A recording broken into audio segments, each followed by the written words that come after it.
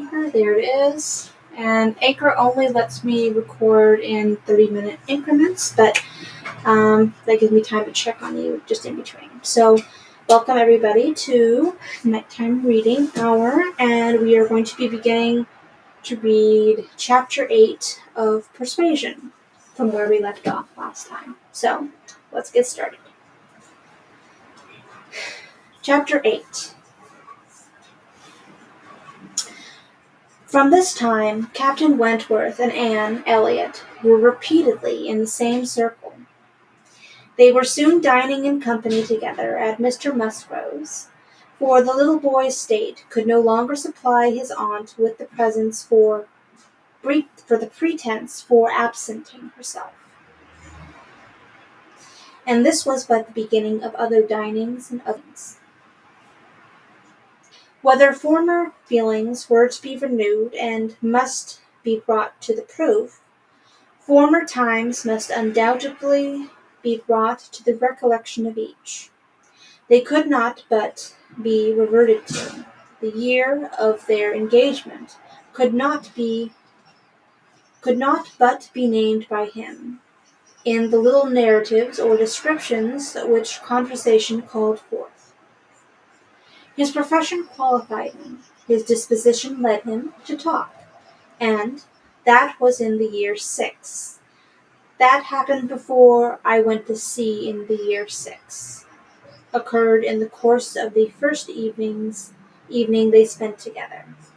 And though his voice did not falter, and though she had no reason to suppose his eye wandering towards her while he spoke, Anne felt the utter impossibility, from her knowledge of his mind, that he could be unvisited by remembrance any more than herself. There must be the same immediate association of thought, though she was very far from conceiving it to be of equal pain. They had no conversation together, no intercourse, but what the commonest civility required. Once so much to each other, now nothing. There had been a time when, of all the large party now filling the drawing-room at Uppercross, they would have found it most difficult to cease to speak to one another. With the exception, perhaps, of Admiral and Mrs. Croft, who seemed particularly attached and happy, and could allow no other exceptions even among the married couples. There could have been no two hearts so open, no tastes so similar, no feelings so in unison, no countenances so beloved. Now they were strangers, nay, worse than strangers, for they could never become acquainted. It was a perpetual estrangement. When he talked, she heard the same voice, and discerned the same mind. There was a very general ignorance of all naval matters throughout the party, and he was very much questioned, and especially by the two Miss Musgroves, who seemed hardly to have any eyes but for him.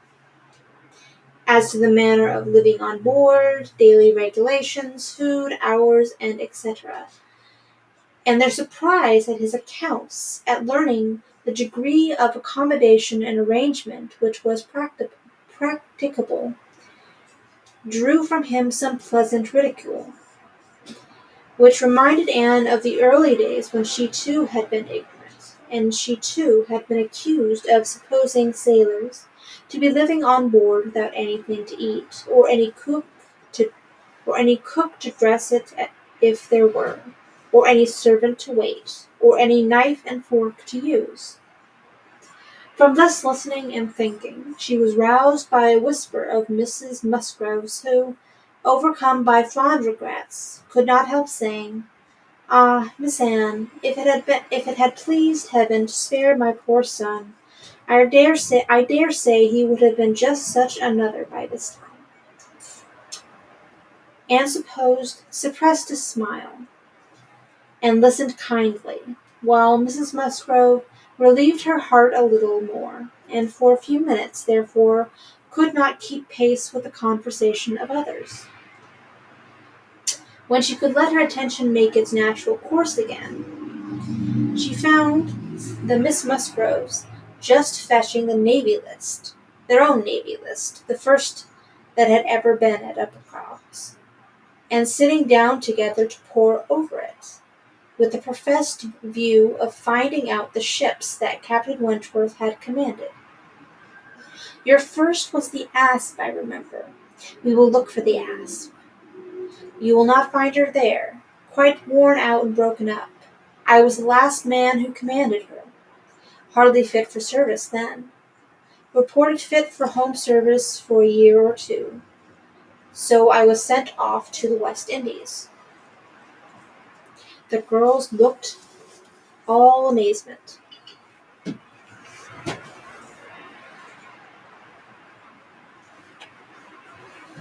The Admiralty, he continued, entertain themselves now and then with sending a few hundred men to sea in a ship not fit to be employed.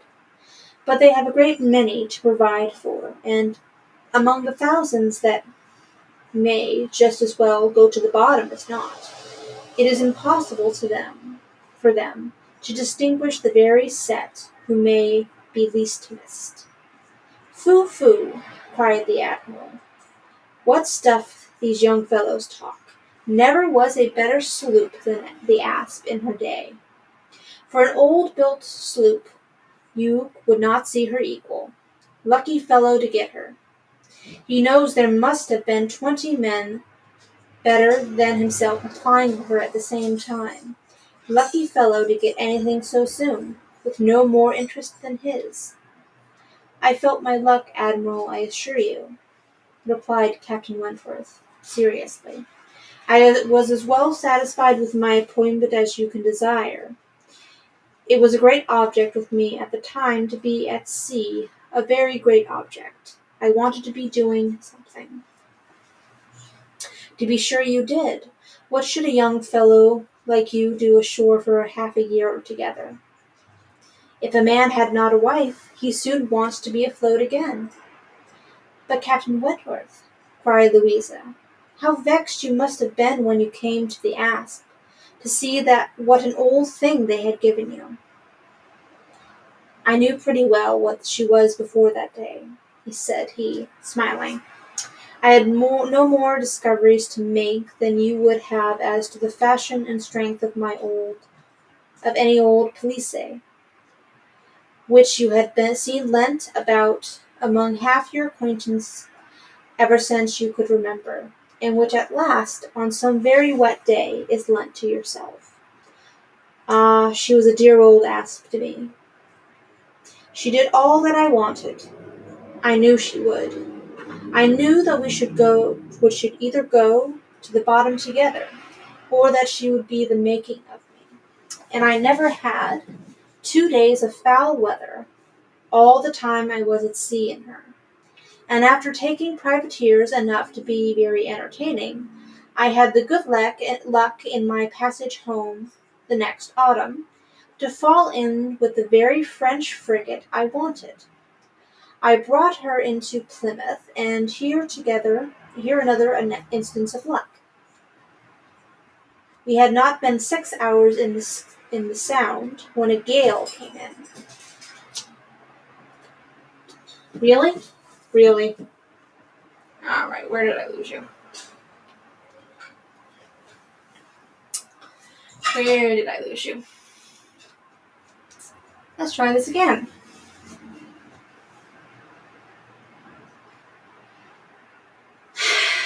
I'm still on Discord, and I'm just still recording. So, let's see here.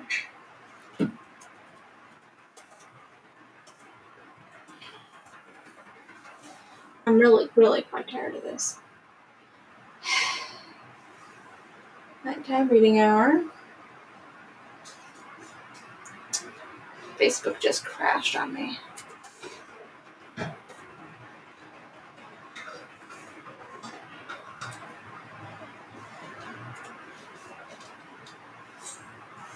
Here's the event.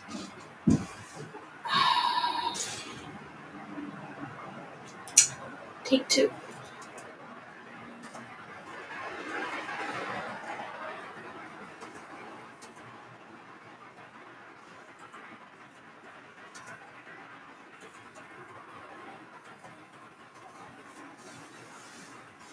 Dude.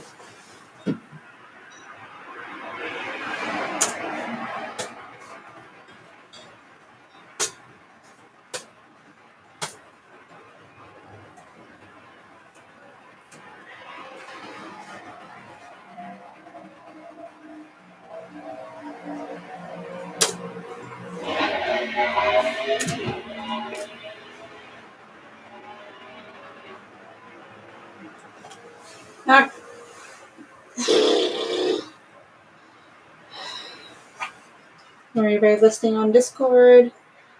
Hi, Vernon. Facebook did a Facebook and died. Yes. I am now back up on Facebook. It's Take Two Persuasion by Jane Austen. We'll see how far we get. How far did I get? Because when I looked up, it had the black screen on there. So I'm like, where did I end?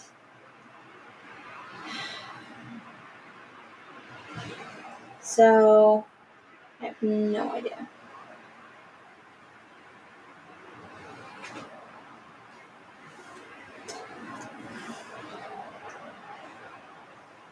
So just give people a moment.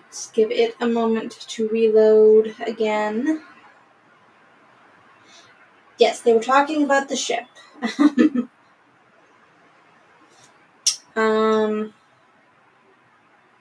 Had I got to the part where they were taking the French frigate? No. Okay, so I think I know where I went. So I'll just start at the beginning of the page. Let me get people back on.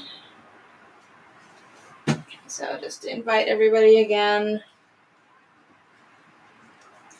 So I didn't get too far. I got maybe three or four sentences.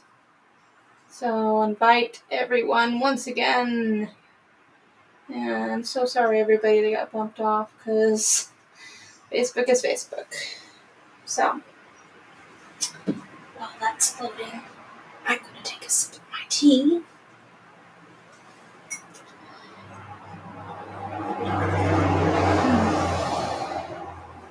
Invite everybody again.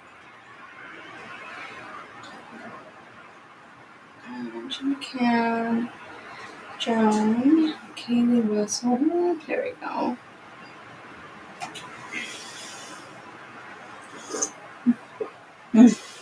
Nice good cup of tea.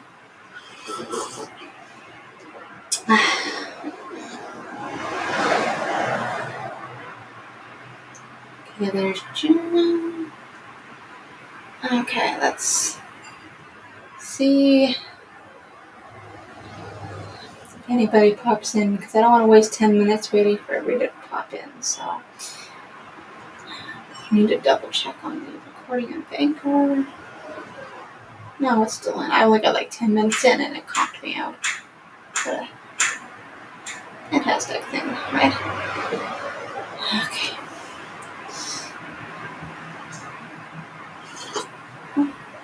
Alright, just the last couple people to invite again.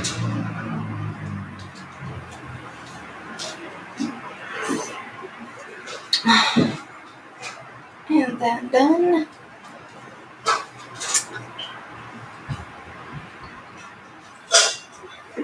Just give it maybe one more minute and I'll start where I left off. Yes, they did. Okay.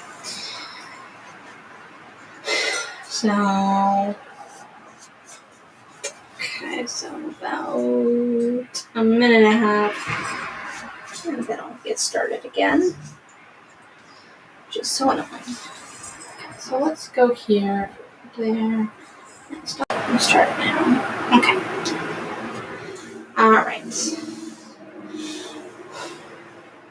And I never had 2 days of foul weather all the time I was at sea in her. And after taking privateers enough to be very entertaining, I had the good luck in my passage home the next autumn to fall in with the very French frigate I wanted. And Facebook has done it again. They've logged me off again. They've stopped the live video again. So I am just going to continue and apologize to my Facebook people because Facebook is being Facebook. I'm really annoyed at this. So all right. So we'll just continue until 8:45, which is about 25 more minutes. So we'll just finish this chapter properly and then move on. Okay.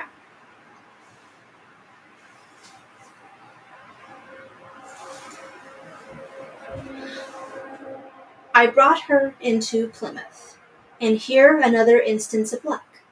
We had not been 6 hours in the Sound when a gale came on, which lasted 4 days and nights, and which would have done for poor old Asp in half the time. Our touch with the great nation was not having much improved our condition.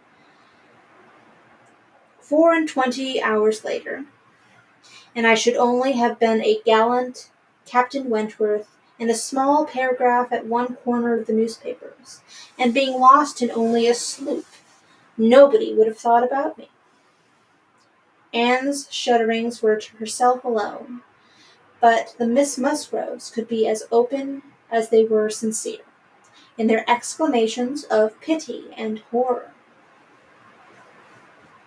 And so then I suppose, said Mrs. Musgrove in a low voice, as if thinking aloud, so then he went away to the Laconia, and there he met with our poor boy, Charles, my dear, beckoning him to her. Do ask Captain Wentworth where it was he first met with your poor brother. I always forget. It was at Gibraltar, mother, I think. Dick had been ill at Gibraltar, with a recommendation from his former captain to Captain Wentworth.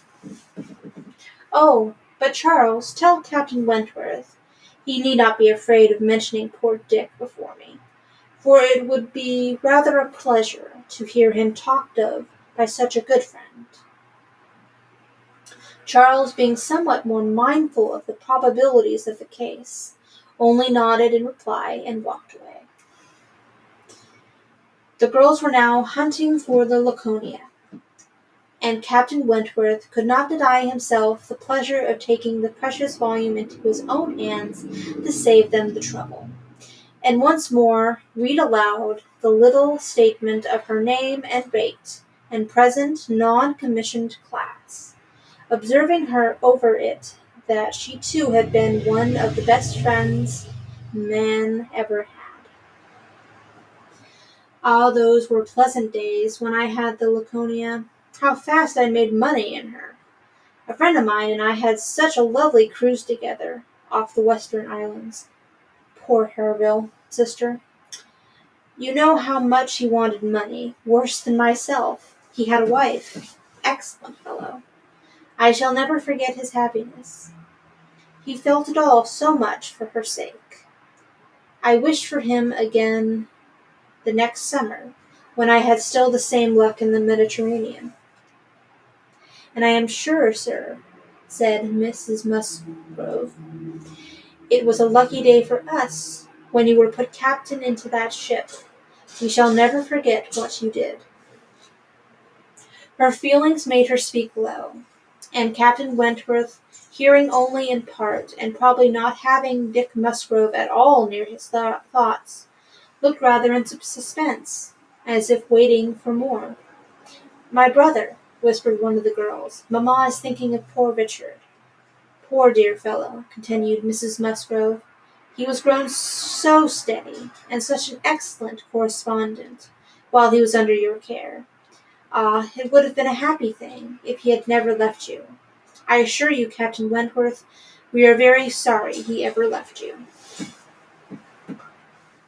There was a momentary expression in Captain Wentworth's face at this speech, a certain glance of his bright eye, and curl of his handsome mouth, which convinced Anne that instead of sharing in Mrs. Musgrove's kind wishes as to her son, He had probably been at some pains to get rid of him, but it was too transient an indulgence of self-amusement to be detected by any who understood him less than herself.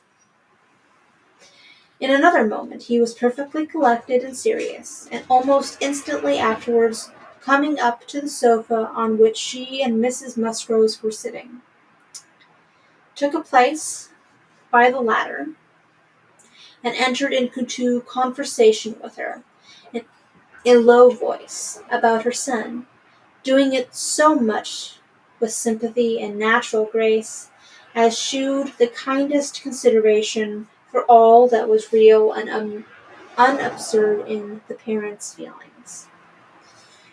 They were actually on the same sofa, for Mrs. Musgrove had most readily made room for him. They were divided only by Mrs. Musgrove. It was no insignificant barrier, indeed. Mrs. Musgrove was of a comfortable, substantial size, infinitely more fitted by nature to express good cheer and good humour than tenderness and sentiment. And while the agitations of Anne's slender form and pensive face may be considered as very completely screened, Captain Wentworth should be allowed some credit for the self-command with which he attended her large, fat sighings over the destiny of her son, whom alive nobody had cared for. Personal size and mental sorrow have certainly no necessary proportions. A large, bulky figure has as good a right to be in deep affliction as the most graceful set of limbs in the world. But fair or not fair, they are unbecoming conjunctions, which reason will patronize in vain, which taste cannot tolerate, which ridicule will seize. The Admiral, after taking 2 or 3 refreshing turns about the room, with his hands behind him, being called to order by his wife, now came up to Captain Wentworth, and without any observation of what he might be interrupting, thinking only of his own thoughts, began with, "If you had been a week later at Lisbon last spring, Frederick, you would have been asked to give a passage to Lady Mary Grierson and her daughters." "Should I? I am glad I was not a week later then." The Admiral abused him for his want of gallantry. He defended himself, though professing that he would never willingly admit any ladies on board a ship of his, excepting for a ball or a visit, which a few hours might comprehend. "But if I know myself," said he, "this is from no want of gallantry towards them. It is rather from feeling how impossible it is, with all one's efforts and all one's sacrifices, to make the accommodations on board such as women ought to have.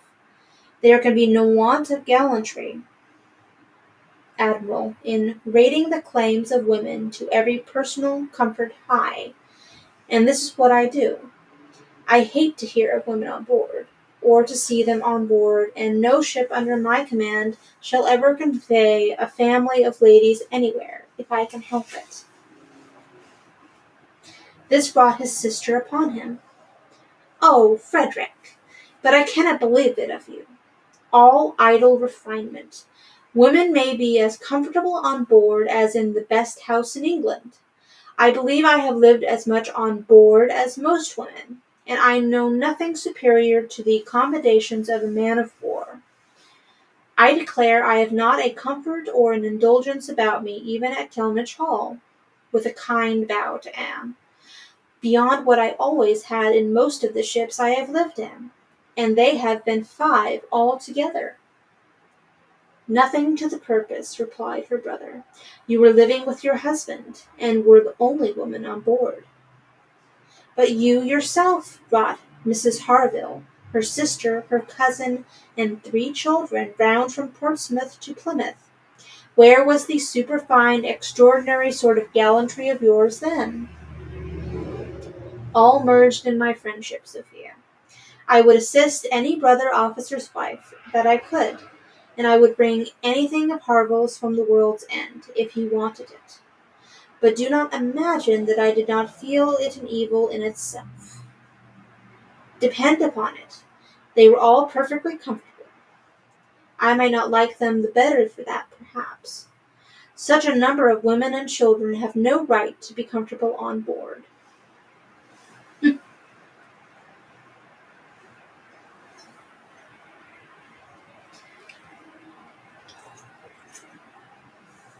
My dear Frederick, you are talking quite idly. Pray, what would become of us poor sailors' wives, who often want to be conveyed to one port or another, after our husbands, if everybody had your feelings? My feelings, you see, did not prevent my taking Mrs. Harville and her family to Plymouth. But I hate to hear you talking so like a fine gentleman, and as if women were all fine ladies, instead of rational creatures. We none of us expect to be in smooth water all our days. Ah, my dear, said the Admiral, when we had got a wife, when he had got a wife, he will sing a different tune. When he is married, if we have the good luck to live to another war, we shall see him do as you and I, and a great many others have done. We shall have him very thankful to anybody that will bring him his wife. Ay, that he shall. Now I have done. When once, cried Captain Wentworth, when once married people begin to attack me with, "Oh, you will think very differently when you are married," I can only say, "No, I shall not." And then they say again, "Yes, you will." And there is an end of it. He got up and moved away. "What a great traveller you must have been, ma'am," said Mrs. Musgrove to Mrs. Croft. "Pretty well, ma'am, in the 15 years of my marriage, though many women have done more. I have crossed the Atlantic 4 times, and have been once to the East Indies, and back again, and only once, besides being in different places about round home, Cork and Lisbon and Gibraltar, but I never went beyond the Straits, and never was in the East Indies. We do not call Bermuda or Bahama, you know, the West Indies." Mrs. Musgroves had not a word to say in dissent. She could not excuse herself of having ever called them anything in the whole course of her life. "And I do assure you, ma'am," pursued Mrs. Croft, "that nothing can exceed the accommodations of a man of war. I speak, you know, of the higher rates. When you come to a frigate, of course, you are more confined, though any reasonable woman may be perfectly happy in one of them, and I can safely say that the happiest part of my life has been spent on board a ship. While we were together, you know, there was nothing to be feared, thank God. I have always been blessed with excellent health, and no climate disagrees with me. A little disordered always the first 24 hours of going to sea, but never knew that what sickness was afterwards. The only time I ever really suffered in my body or mind, the only time I have ever fancied myself unwell, or had any ideas of danger, was the winter that I passed by myself at Deal, when the Admiral, Captain Croft then, was in the North Sea. I lived in perpetual fright at that time, and had all manner of imaginary complaints from not knowing what to do with myself, or when I should hear from him next. But as long as we could be together, nothing ever ailed me, and I never met with the smallest inconvenience. Ay, to be sure. Yes, indeed. Oh, yes, I am quite of your opinion, Mrs. Croft, was Mrs. Musgrove's hearty answer. There is nothing so bad as separation. I am quite of your opinion. I know what it is, for Mr. Musgroves always attends the assizes, and I am so glad when they are over, and he is safe and back again. The evening ended with dancing. On its being proposed, Anne offered her services as usual, and though her eyes would sometimes fill with tears as she sat at the instrument, she was extremely glad to be employed, and desired nothing in return but to be unobserved. It was a merry, joyous party, and no one seemed in higher spirits than Captain Wentworth. She felt that he had everything to elevate him, with general attention and deference, and especially the attentions of all the young women could do. The Miss Hayters, the females of the family of cousins already mentioned, were apparently admitted to the honor of being in love with him, and as for Henrietta and Louisa, they both seemed so entirely occupied by him that nothing but the continued appearance of the most perfect goodwill between themselves could have made it credible that they were not decided rivals. If he were a little spoilt by such universal, such eager admiration, who could wonder?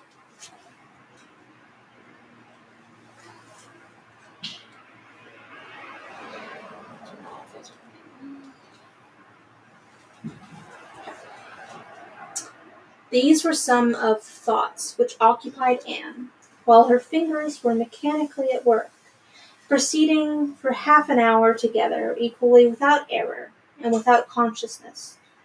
Once she felt that he was looking at herself, observing her altered features, perhaps, trying to trace in them the ruins of the face which had once charmed him. And once she knew that he must have spoken of her, she was hardly aware of it, till she heard the answer. But then she was sure of his having asked his partner whether Miss Elliot had never danced. The answer was, "Oh no, never. She has quite given up dancing.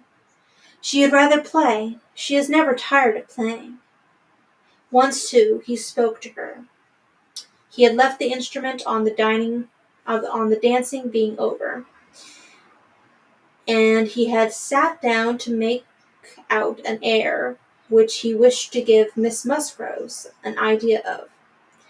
Unintentionally, she returned to that part of the room. He saw her, and instantly rising, said with studied politeness, "I beg your pardon, madame. This is your seat."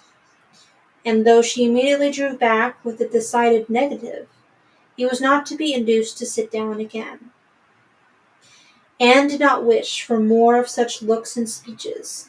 His cold politeness, his ceremonious grace, were worse than anything. And that is the end of chapter 8.